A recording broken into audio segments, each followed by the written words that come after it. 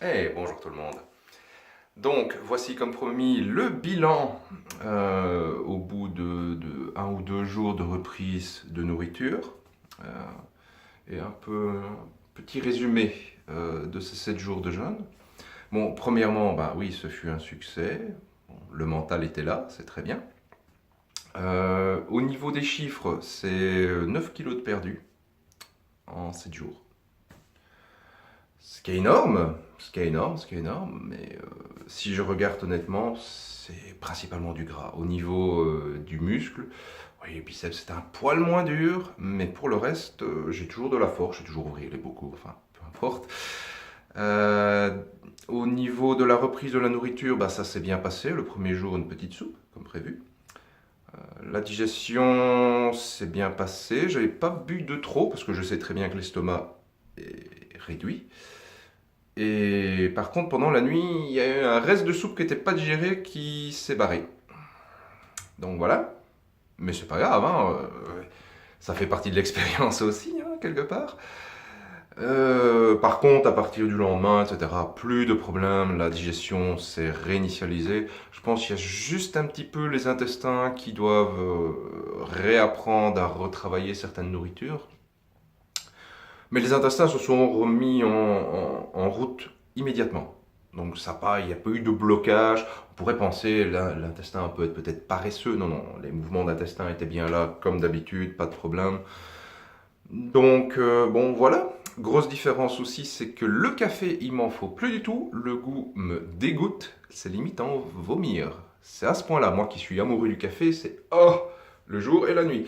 Maintenant, entre nous, c'est peut-être mieux. On est tous d'accord qu'un petit café plaisir, c'est bon, mais d'un autre côté, on est tellement, je pense, habitué à prendre le café le matin. On se dit, il me faut mon café pour me réveiller, il me faut mon café pour me réveiller. Eh ben non, pas du tout, je suis réveillé, pareil. Et pourtant, le café, j'ai encore essayé ce matin, pas tout de suite. Je me suis dit, je vais attendre après le petit déjeuner. Ça passe pas non plus. Impossible. Le goût, j'ai l'impression de boire de l'eau avec des cendres de cigarettes dedans. À ce point-là, oui, c'est répugnant au possible. Donc je pense que c'est une expérience que je recommencerai dans le futur. Clairement. À une autre saison, pour voir si les sensations sont différentes, si les effets sont différents. Euh, mais en tout cas, j'en ressors avec beaucoup de positifs. Par contre, si vous souhaitez vous lancer là-dedans, faites attention. Il y a, selon moi c'est ce que j'ai eu, il y a un piège à la fin. Le piège est le suivant. Monsieur Cerveau étant tellement habitué à manger qu'au début, il force, il faut manger, il faut manger. Alors moi je dis non. Mais l'inverse se produit également. Il est possible d'avoir l'inverse à la reprise de nourriture. C'est-à-dire que je me retrouvais dans le magasin en train d'acheter mes légumes. Puis je me dis, mais non, finalement, je suis tellement habitué à pas manger, pourquoi? Je me dis, attends, pourquoi je pense ça? Je suis fou, quoi. J'ai décidé, le défi est terminé, je remange.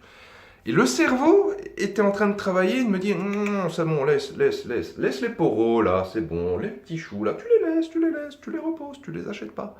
Je dis non, je vais les acheter. Mais c'est pour vous dire à quel point, et ça c'est j'aimerais insister là-dessus. Bon, moi je vis seul la plupart du temps. Heureusement, le mental de guerrier était là pour dire non, non, non, non, c'est moi le boss, toi tu te tais et je remange ma soupe. C'est peut-être ça euh, qui m'a donné des soucis de digestion. Peut-être, je sais pas. C'est peut-être cette dissonance entre ce que moi je décide et ce que Monsieur Cerveau décide, peut-être. Mais toujours est-il que si vous faites ça, si vous faites ce genre de défi, euh, et que vous n'êtes pas sûr d'avoir la volonté, faites gaffe à la fin. Ne faites pas ça seul, faites ça accompagné peut-être, parce qu'il y a peut-être des risques que vous refusiez de vous alimenter à ce moment-là. Et ça, c'est pas bon. Ça, c'est pas bon du tout. Donc, j'aimerais mettre l'accent vraiment sur cette difficulté réelle de se renourrir. Le mental peut vous dire non, non, non, non, non. Je suis trop habitué, je mange plus, c'est terminé. Et ça, c'est la descente aux enfers. Donc, je voulais juste faire un point très précis là-dessus, mettre vraiment le point d'exclamation là-dessus. Je me répète, mais je préfère que ça soit clair et net. faut faire attention à ça, à la reprise de nourriture. Ça peut être le drame. Voilà.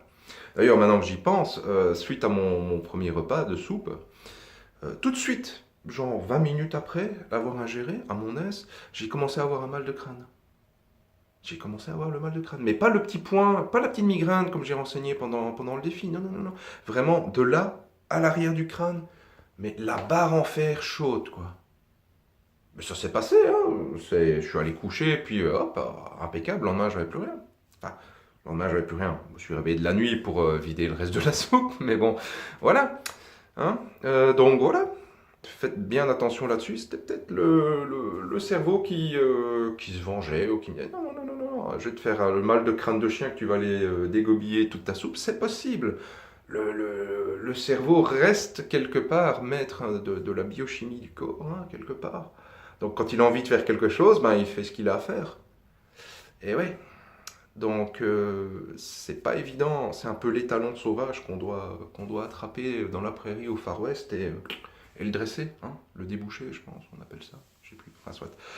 Donc voilà, c'était la dernière vidéo pour ce défi de 7 jours. Je vous remercie à toutes et tous de m'avoir suivi.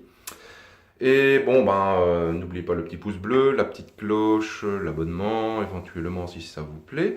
Je ne sais pas exactement quand est-ce que je referai ce genre de défi, sans doute une saison précédente, peut-être en été, ou peut-être au printemps, si le printemps est majestueux, pourquoi pas.